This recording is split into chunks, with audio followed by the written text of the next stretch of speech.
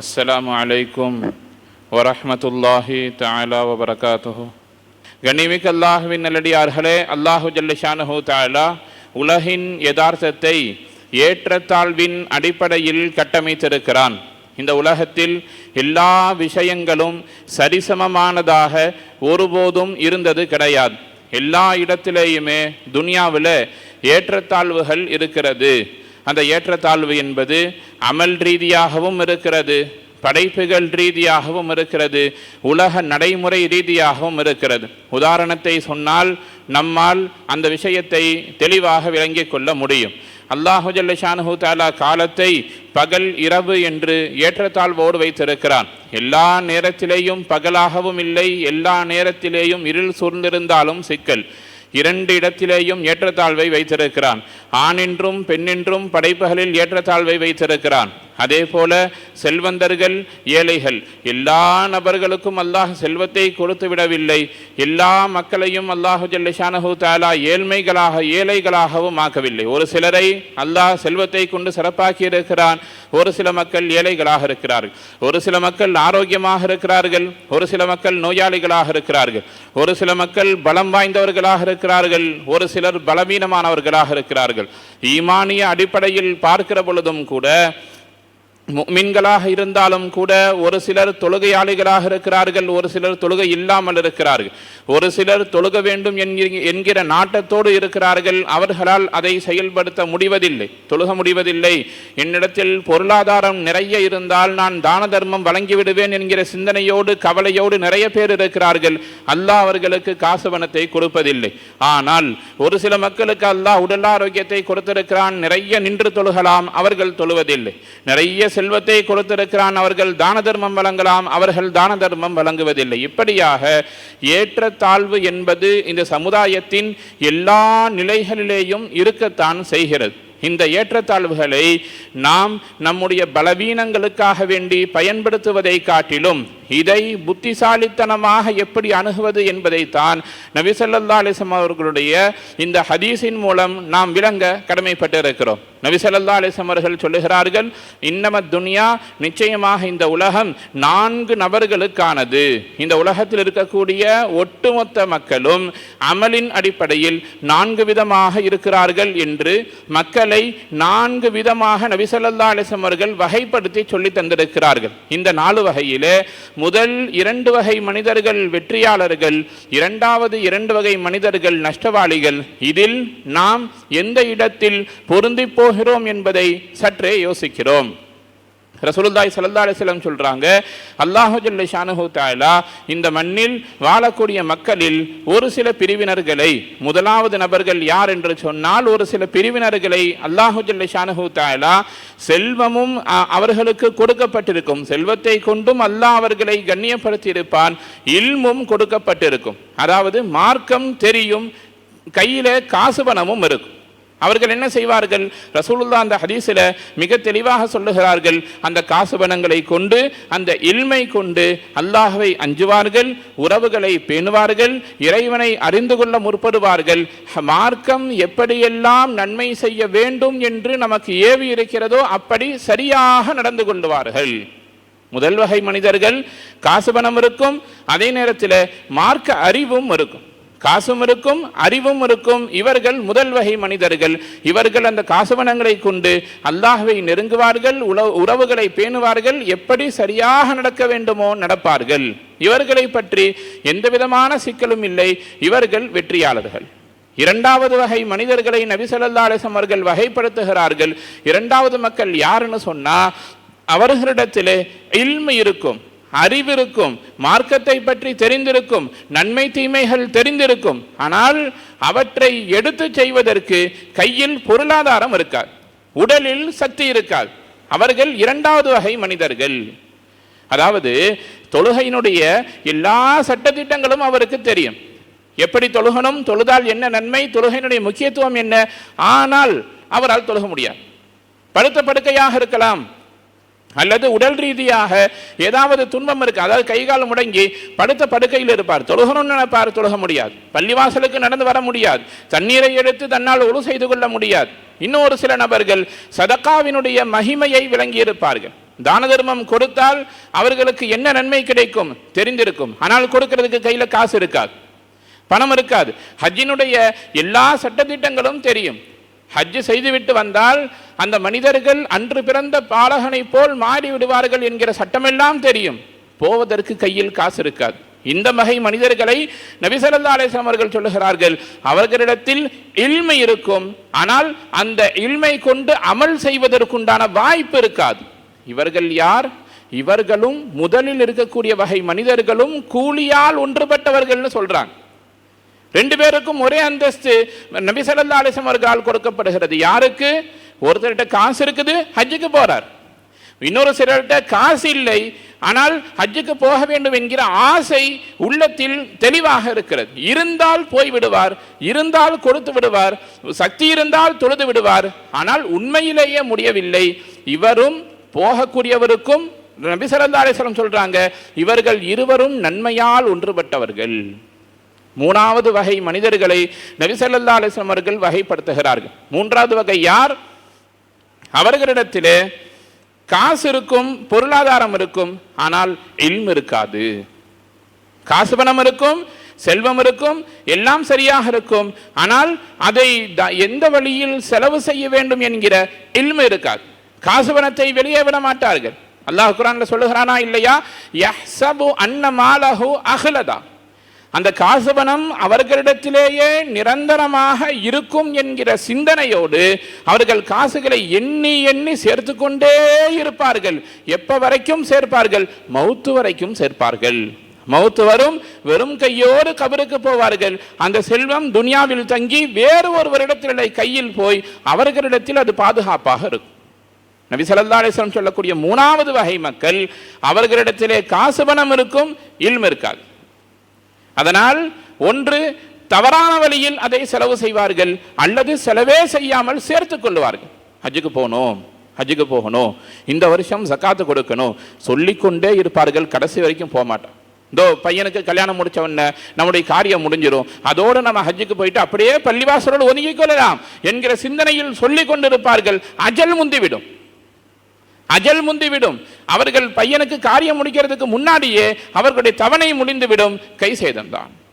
காசு இருக்கும், பணம் இருக்கும், செல்வம் இருக்கும், எப்படி செலவு செய்ய வேண்டும் என்கிற இல்ம் இருக்காது, நாலேஜ் இருக்காது. இன்னும் ஒரு சில மக்கள் தவறான வழியில் மார்க்கத்தில் அந்த பணத்தை செலவு செய்து கொண்டிருப்பார்கள். இந்த வகை மனிதர்கள் மூன்றாவது நபர்கள். இவர்களுக்கு அந்த செல்வம் கைசேதம் தான் என்று நபி ஸல்லல்லாஹு அலைஹி வஸல்லம் சொல்றாங்க. இந்த மூணாவது வகை மனிதர்கள் இருக்கிறாங்கல்ல, காசு இருக்கும் ஆனால் இல்ம் இருக்காது, இவர்கள் எந்த விதமான பிரயோஜனம் இல்லை, நஷ்டவாளிகள். நாலாவது ஒரு வகை மனிதர்களை நபி ஸல்லல்லாஹு அலைஹி வஸல்லம் சொல்றாங்க. அவர்கள்ட்ட இல்மும் இருக்காது, காசு பணமும் இருக்காது, கையில செல்வம் இருக்காது, உடல்ல சக்தி இருக்காது, அதே நேரத்தில் அவர்களிடத்தில் எந்த விதமான அமலும் இருக்காது. இல்மும் பொருளும் கையில இருக்காது. ஆனால் அவர்களுடைய சிந்தனை எப்படி இருக்கும் தெரியுமா? ஒரு கையில ஒரு 1 லட்சம் ரூபாய் இருந்துச்சுன்னா அப்படியே 4 பேர்ல கொடுக்கல் வாங்கல் பண்ணி வட்டிக்கு வரவு செலவை செய்து ஏதாவது ஒரு ஹராமான வழியில் நாம் பொருளாதாரத்தை மேம்படுத்தி விடலாம் என்கிற தவறான சிந்தனை இருக்கும். ரசூலுல்லாஹ் இந்த ஹதீஸில் 4வது வகை மனிதர்களை வகைப்படுத்துவதனுடைய நோக்கம் என்ன? தவறான நியத்தோடு ஒருவர் இருந்து கொண்டிருப்பார். நாம் ஏற்கனவே சொன்னோம், கையில காசு பணம் இல்லை, ஆனால் நியத்து சரியா இருக்கும். காசு இருந்தால் ஹஜ்ஜுக்கு போகலாம், காசு இருந்தால் சதக்கா செய்யலாம்னு நினைக்கிறவங்களுக்கு பிரச்சனை இல்லை. ஆனால் கையில காசு பணம் இல்லை, இருந்தால் இந்த பொருளாதாரத்தை கொண்டு வட்டியின் வரவு செலவிலேயோ ஏதாவது ஒரு ஹராமான செயல்பாட்டின் மூலம் இந்த செல்வத்தை நாம் பெருக்கிக் கொள்ளலாம் என்கிற சிந்தனையோடு ஒரு சில மக்கள் இருப்பார்கள். இவர்கள் யார்? இவர்களும் நஷ்டவாளிகள்னு சொல்றாங்க. இவங்க தான் எதுவுமே செய்யலையே, வட்டி வரவு செலவுக்கே போகலையே, ஹராமையே செய்யலையேன்னு கேட்டா ரசூலுல்லாஹ் சொல்றாங்க, உன்ட காசு பணத்துக்கு வழி இல்லாட்டியும் உன்னுடைய நிய்யத்து தவறாகத்தான் இங்கே இருக்கிறது. என்ன நினைத்திருக்கிறாய்? காசு வந்தால் ஹராமை செய்யலாம் என்று நீங்கள் நினைத்திருக்கிறீர்கள். எனவே அந்த நிய்யத்தின் அடிப்படையில் நபி ஸல்லல்லாஹு அலைஹி வஸல்லம் சொல்றாங்க, நிய்யத்து தவறாக இருக்கிறது, அவர்களும் நஷ்டவாளிகள். 4 வகை மனிதர்கள் இங்கே பேசப்படுற. மாலும் இருக்கும், இல்மும் இருக்கும், வெற்றி. கையில இல்மு இருக்கும், பொருளாதாரம் இருக்காது, வெற்றி. கையில பொருளாதாரம் இருக்கும், சரியான அறிவு இருக்காது, தோல்வி. கையில் காசும் இருக்காது, உடல்ல அமலும் இருக்காது, நீயத்து மோசமான நீயத்து இருக்கும், அதுவும் தோல்வி. ரசூலுல்லாஹ் 4 வகையில் மனிதர்களை சொல்லித் தருகிறார். சஹாபாக்கள் எந்த வகையில் இருந்தார்கள் நாம் கவனித்து பார்க்கிறோம். ஹஜ்ரத் உஸ்மான் ரலியல்லாஹு முதற்கொண்டு நிறைய சஹாபாக்களை நம்மால் உதாரணத்திற்கு சொல்ல முடியும். நிறைய சஹாபாக்கள் நபி ஸல்லல்லாஹு அலைஹி வஸல்லம் என்ன சொல்லுவாங்கன்னா, நீங்கள் ஏதாவது தர்மம் செய்யுங்கள்னு சொல்லுவாங்க சஹாபாக்களிடத்தில். சஹாபாக்கள்கிட்ட போய் அவர்கள் சஹாபாக்கள்ல ஒரு சில நபர்கள் தான் செல்வ செழிப்போடு இருந்தார்கள். நிறைய சஹாபாக்கள் ஏழைகள். தபூக் போருக்கு பின்னால், கண்டக் யுத்தத்திற்கு பின்னால் நபி ஸல்லல்லாஹு அலைஹி வஸல்லம் அவர்களுடைய பரக்கத்திலே சஹாபாக்களுக்கு நிறைய செல்வம் கடைசி காலகட்டத்தில் தான் கிடைத்தது. ஹிஜ்ரி 8க்கு பின்பதாகத்தான் சஹாபாக்களுக்கு அதிகமான செல்வம் கிடைத்தது. ஆரம்பத்தில் சஹாபாக்கள் ஏழ்மையாக இருந்தார்கள். அந்த நேரத்தில் கூட அவருடைய அமல் எப்படி இருக்கிறது என்பதை நாம் விளங்கிக் கொள்வதற்காக சொல்லுகிறோம். மஜ்லிஸ்ல உட்கார்ந்து இருக்கிறப்ப ஏதோ ஒரு நல்ல காரியம் இருக்கிறது, யாராச்சும் தர்மம் செய்யுங்களேன், ஏதாச்சும் கொடுங்களேன் என்று கேட்கிற பொழுது கையில காசு இருக்காது. ஒரு சஹாபி ஹதீஸை ரிவாயத் செய்கிறார்கள். அந்த முஆத் இப்னு யஸீதுடைய மகன் முஅன் ரலியல்லாஹு தஆலா அன்ஹு அவர்களை தொட்டும் அறிவிக்கப்படக்கூடிய ஹதீஸ் என்று நினைக்கிறேன். அவர் என்ன சொல்லுவாரு, நாங்கள் நேராக கடை வீதிக்கு போவோம். கடை வீதிக்கு போய் ஒட்டகத்தில் யாராவது சரக்கை ஏற்ற வேண்டும் என்று நினைத்தால் அவர்களுக்கு உதவி செய்வோம். யாராவது தண்ணீர் நிரப்பிக் கொண்டிருந்தால் அவர்களுக்கு உதவி செய்வோம். இவர்கள் உழைப்பது கொடுப்பதற்காக. நாம் என்ன செய்யறோம், உழைத்து சேமித்து கல்லா பெட்டிகள் எல்லாம் நிரம்பி வழியக்கூடிய நேரத்தில் ஒரு சில சொட்டுக்களை வெளியே விடுகிறோம் மார்க்கத்திற்காக. சஹாபாக்கள் அறிவிக்கக்கூடிய ஹதீஸ் என்ன, ரசூலுல்லாஹ் தர்மம் செய்யுங்கள்னு சொன்னால் இருப்பதை அள்ளி கொடுப்பார்கள். இல்லைன்னு சொன்னால் நேர கடை வீதிக்கு போவார்கள், யாருக்காவது ஏதாவது உதவி செய்வார்கள். ஒரு 5-10 கிடைக்கும், வாங்கிட்டு வந்து அப்படியே நபி ஸல்லல்லாஹு அலைஹி வஸல்லம் நாங்கள் தர்மத்தை கொடுத்து விடுவோம் என்று நேரடியாக ஹதீசுகள் ரிவாயத் செய்யப்படுகிறது. இதுதான் நாம் வகைப்படுத்தக்கூடிய 2வது வகை மனிதர்கள். 2வது வகை என்ன சொன்னோம், கையில காசு பணம் இருக்காது, ஆனால் நியத் இருக்கும், செய்ய வேண்டும் என்கிற ஆசை இருக்கும், பள்ளிவாசலுக்கு கொடுக்க வேண்டும், மார்க்கத்திற்காக செலவு செய்ய வேண்டும், தாய் தந்தையை பார்க்க வேண்டும், உடன் பிறந்தவர்களுக்கு செய்ய வேண்டும் என்கிற நல்ல எண்ணம் இருக்கும். கூட பிறந்தவங்களுடைய குழந்தைகளுக்கு திருமணம் இருக்கும், அக்கா தம்பி கல்யாணம் வச்சிருப்பாங்க, அவர்கள் ஏழ்மையாக இருப்பார்கள், நம்மளால முடிஞ்ச உதவியை செய்யணும்னு நினைப்போம், கையில காசு இருக்காது. சஹாபாக்கள் இந்த வரலாறு நமக்கு இங்கேயுமே இருக்கும். அவர் என்ன செய்யறாங்க, உழைக்கிறார்கள், வருமானம் வரும், வாங்கி அப்படியே நபி ஸல்லல்லாஹு அலைஹி வஸல்லம் தர்மமாக கொடுத்தார். உஸ்மான் ரலியல்லாஹுடைய வரலாறு முதல் வகை மனிதர்களுக்கு உதாரணம். உஸ்மான் ரலியல்லாஹு அவர்களுடைய செல்வம் இந்த மார்க்கத்தின் எல்லா நிலைகளிலேயும் பயன்பட்டது. ஒருவர் உண்மையான செல்வந்தர், அவருடைய காசு பரக்கத்தான காசுனா சம்பாத்தியம் எப்படி இருக்குதுங்கிறத பார்க்காதீங்க. நிறைய பேர் என்ன செய்வாங்கன்னா, யாராவது விருந்துக்கு கூப்பிட்டாங்கன்னு சொல்லி சொன்னா அவருடைய வருமானம் ஹலாலா இருந்தா வீட்டுக்கு போகலாம், இல்லாட்டி போக வேண்டாம் என்று அவருடைய வரவு எப்படி இருந்தது என்று பலரும் தேடுவார்கள். இமாம்கள் என்ன சொல்றாங்கன்னா, ஒருவருடைய காசு பணம் எப்படி செலவு செய்யப்படுகிறது என்று பாருங்கள், நீங்கள் விளங்கிக் கொள்ளலாம்.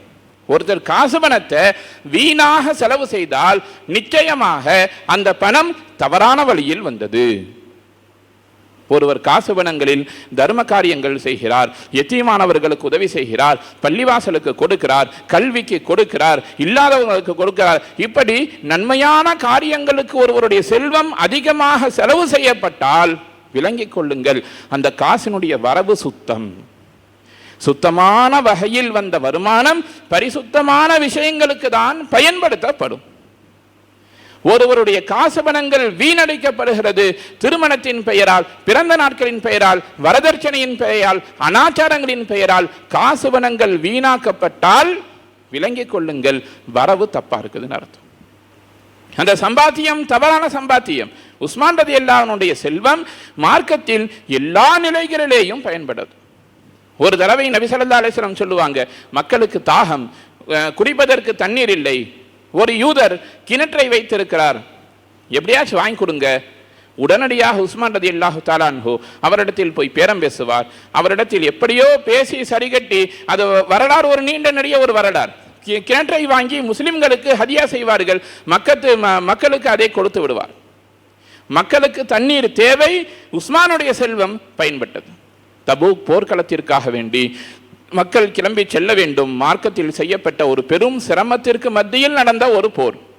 ஆயுத தளவாடங்கள் வேண்டும். உஸ்மான் ரலியல்லாஹு கொடுத்தான். போர்க்களத்திற்கான பெரும் செல்வம் உஸ்மான் ரலியல்லாஹு அவர்களால் கொடுக்கப்பட்டது. இப்படியாக போர்க்களத்துக்கு தேவை என்றாலும் உஸ்மான் ரலியல்லாஹு கொடுத்திருக்கிறார். மக்களுக்கு தேவை என்றாலும் உஸ்மான் ரலியல்லாஹு அவருடைய செல்வம் பயன்படுத்தப்பட்டது. இப்படி மார்க்கத்தின் எல்லா விதமான உதவிகளும் உஸ்மான் ரலியல்லாஹு வந்து வெளியே வந்துச்சு. இவர்கள் முதல் வகை மனிதர்களுக்கு உதாரணம். யார்? அவங்கள்ட்ட செல்வமும் இருக்கும், அதே நேரத்தில் இல்மும் இருக்கும். செல்வமும் இருக்கும், இல்மும் இருக்கும். உதாரணம் உஸ்மான் ரலியல்லாஹு. இப்படியாக நாம் பார்க்கிறோம். நிறைய மக்கள் இருக்கிறார்கள், செல்வம் இருக்கிறது, காசவனங்கள் இருக்கிறது, நிரப்பமாகவே அல்லாஹ் பரக்கத்தை தந்திருக்கிறான். இருந்தாலும் அவற்றை அவ்வளவு எளிதாக மக்கள் இழப்பதற்கு தயாராக இல்லை என்பதைத்தான் நாம் இங்கே கவனிக்கிறோம். நியத்து சரியாக இருக்கிற பொழுது அதன் மூலம் வெளிப்படக்கூடிய அமல்களில் ஏதாவது குறைபாடுகள் இருந்தாலும் கூட அல்லாஹ் அவற்றை நியத்தின் அடிப்படையில் நிரப்பமாகவே பொருந்திக் கொள்ளுகிறான்.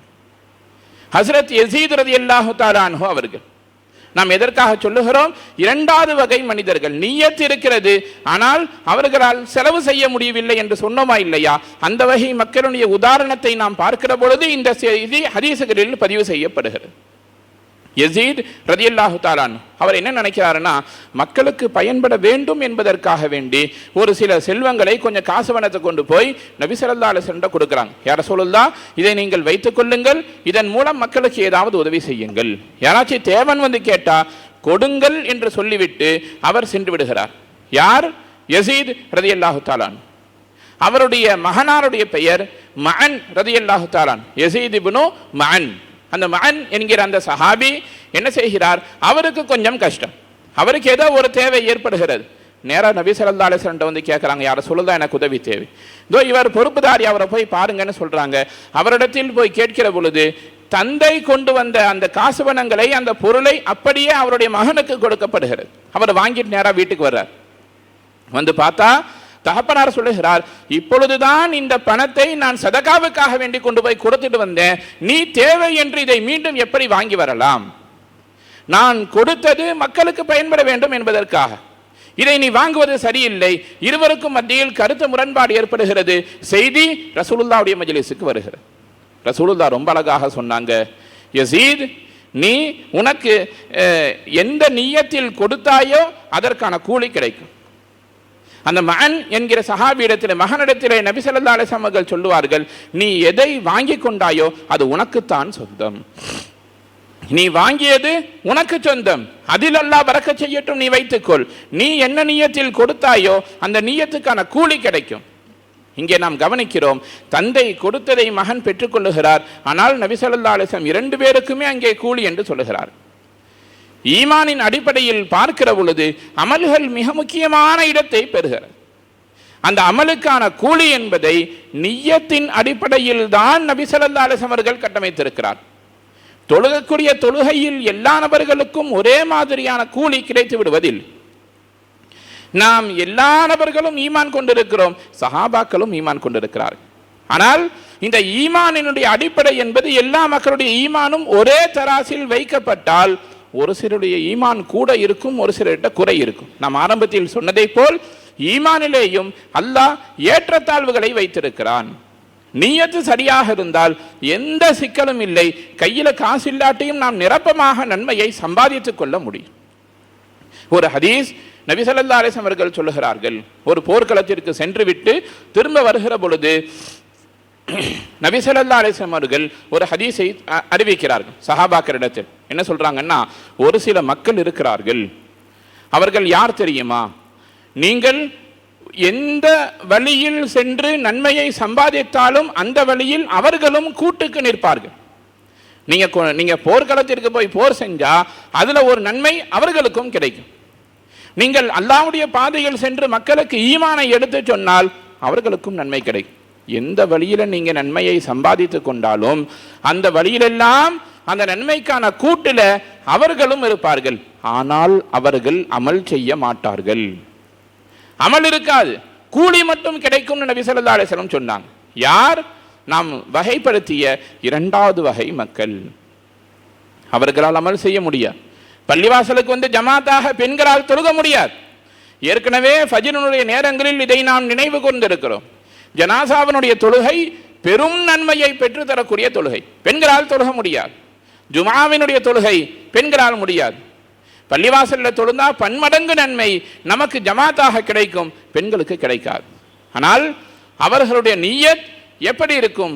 என்னால் இந்த நன்மையை சம்பாதித்துக் கொள்ள முடியவில்லையே என்கிற ஆதங்கம் மட்டும் மனதில் இருந்தால் போதும். நபி ஸல்லல்லாஹு அலைஹி வஸல்லம் சொல்றாங்க, வீட்டில இருந்து 2 ரக்காத் ஃபர்ல தொழுதாலும் ஜமாத்தாக தொழுத நன்மை என்னவோ அது அவர்களுக்கு கிடைக்கும். எப்ப கிடைக்கும்? கவலை உண்மையில் மனதில் இருந்தால் கிடைக்கும். ஒரு சில மக்களை நாம் இப்படி பார்க்கலாம். என்ன சொல்லுவாங்க தெரியுமா? என்கிட்ட மட்டும் காசு பணம் வந்துருச்சுன்னா, என்கிட்ட மட்டும் பொறுப்பு வந்தால், பொருளாதாரம் வந்தால் நான் என்ன செய்வேன் தெரியுமா? நான் பள்ளிவாசலை தலைகீழாக மாற்றி விடுவேன்னு சொல்லுவாங்க. கடைசி வரைக்கும் சொல்லிக்கொண்டே இருப்பார்களே தவிர செயல் வெளிப்படாது. நாம் இது மாதிரியான மக்களை எந்த இடத்திலேயும் வரிசைப்படுத்த முடியாது. கடைசி வரைக்கும் கொடுக்கணும் கொடுக்கணும்னு சொல்லிக்கிட்டே இருப்பாங்க, செய்யணும் செய்யணும் என்று சொல்லிக்கொண்டே இருப்பார்கள்.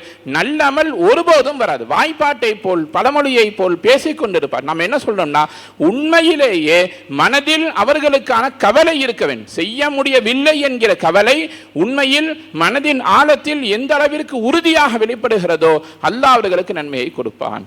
உண்மையிலேயே உங்களால் ஹஜ்ஜுக்கு போக முடியல, உண்மையிலேயே காசு பணம் இல்லை, ஆனால் மனதார கவலை உண்மையில் இருந்தால் அதற்கான கூலி இறைவனின் புறத்திலிருந்து உங்களுக்கு நிச்சயம் கிடைக்கத்தான் செய்யும். இந்த ஒட்டுமொத்தமாக இந்த ஹதீஸினுடைய சாராம்சமும் வரலாறுகளுடைய சாராம்சமும் நமக்கு சொல்லுகிற செய்தி, வசதியும் வாய்ப்பும் உடல் ஆரோக்கியமும் வலிமையும் உங்களிடத்தில் இருக்கிற பட்சத்திலே நன்மையான அமல்களை நிரப்பமாக செய்து கொள்ளுங்கள். ஒருவேளை உண்மையில் உங்களுக்கு பலகீனம் இருந்தால் மனதளவிலாவது கவலையை வைத்துக் கொள்ளுங்கள். மனசில் உண்மையிலேயே கவலைப்படுங்கள், நம்மால் கொடுக்க முடியவில்லையே, பள்ளிவாசலுக்கான தேவை இருக்கிறது, சொந்தத்திற்கான தேவை இருக்கிறது, உண்மையில் அல்லாஹ் பரக்கத் செஞ்சா கொடுக்கலாம் என்கிற உண்மையான கவலையை மனதில் நிலைநிறுத்துங்கள். அப்படி செய்தால் நன்மை செய்ததற்கான கூலி அல்லாஹ்வின் புறத்திலிருந்து கொடுக்கப்படும். ஒருபோதும் தவறான எண்ணங்களை சுமந்து பூமியில் வாழ்ந்து விடாதீர்கள். ரசூலுல்லாஹ் இந்த அளவுக்கு உச்சபட்சமாக சொல்லுவார்னு சொல்லி காட்டுவார்கள் என்று சொன்னால், ஒரு மனிதன் ஒரு வேலையை செய்கிறார், அதாவது ஒரு குச்சியையோ ஒரு கத்தியையோ ஒரு இடத்தில் வைத்து இதன் மூலம் யாருக்காவது தீங்கு ஏற்பட வேண்டும் என்று ஒரு வேலையை செய்துவிட்டார். ஒரு குழிய தோன்றார், யாராச்சும் விழுந்து சாகட்டும்னு சொல்லி. ஒரு ஆணியை தூக்கி ரோட்டில் போடுகிறார், யாருக்காவது வண்டி பஞ்சராகட்டும்னு சொல்லி. ஆனால் அதன் மூலம் ஒரு மனிதன் பயன் பெற்றாலும் கூட அவருக்கு நன்மை கிடைக்காது. ஒரு குழியை தோண்டி வச்சிருக்கிறார், ஒருவர் அதில் வந்து விழுக வேண்டும் என்பதற்காக, ஆனால் ஒரு நல்ல நோக்கத்திற்காக அந்த குழி பயன்படுத்தப்பட்டாலும் கூட நீங்கள் செய்த நிய்யத் என்பது தவறாக இருப்பதன் காரணமாக நன்மை உங்களுக்கு கிடைக்காது. எல்லா இடத்திலேயும் ஈமானுக்கு பின்னால் நல்லமல் தேவை. அந்த நல்லமலுக்கான பயன் உங்களுக்கு நிரப்பமாக கிடைக்க வேண்டும் என்றால் நிய்யத் இஹ்லாஸாக இருக்க வேண்டும். அதுதான் ஒரு முஃமினிடத்திலிருந்து வெளிப்பட வேண்டிய மிக அற்புதமான விஷயம். ரசூலுல்லாஹ் பல்வேறு இடங்களில் இதை மீண்டும் மீண்டும் சொல்லிக் கொண்டே இருக்கிறார்கள். புகாரியினுடைய முதல் ஹதீஸாக இதைத்தான் இமாம் அவர்கள் கோர்வை செய்யவும் செய்திருக்க. இன்னமல் அஅமாலு பின்னிய்யா, எல்லா அமல்களும் எல்லா செயல்களும் நிய்யத்தின் அடிப்படையில் தான் இருக்கு. நல்ல நிய்யத்தோடு நல்ல செயல்பாடுகள் வெளியே வர பட்சத்தில் அவர்களுக்கு நற்கூலி கிடைக்கும். கெட்ட நிய்யத்தோடு நல்லமல் வெளிப்பட்டாலும் கூட அந்த நல்லமல் அவர்களுக்கு பயன் தராது. எனவே மேல் சொன்ன ஹதீசுகளும் ஆயத்துகளும் நம்முடைய மனதில் நம்முடைய சிந்தனையில் நிலைநிறுத்த வேண்டிய செய்தி என்னன்னா, எல்லா நேரத்திலேயும் அமல்கள் செய்வதில் முனைப்பு காட்ட வேண்டும். அதே நேரத்தில் நல்ல எண்ணங்களோடு துன்யாவில் வாழ வேண்டும். எல்லா மக்களிடத்திலேயும் ஈமானையும் சலாமத்தையும் சகோதரத்துவத்தையும் பரப்பக்கூடியவர்களாக அடுத்த தலைமுறையினர்களுக்கு முன்மாதிரியான மக்களாக வாழ வேண்டும். அல்லாஹு ஜல்ல ஷானஹு தஆலா நம்மிடத்திலிருந்து வெளிப்படக்கூடிய நல்ல அமல்களை கபூல் செய்வானாக. வாஹிரு தஅவானா அனில் ஹம்துலில்லாஹி ரப்பில் ஆலமீன்.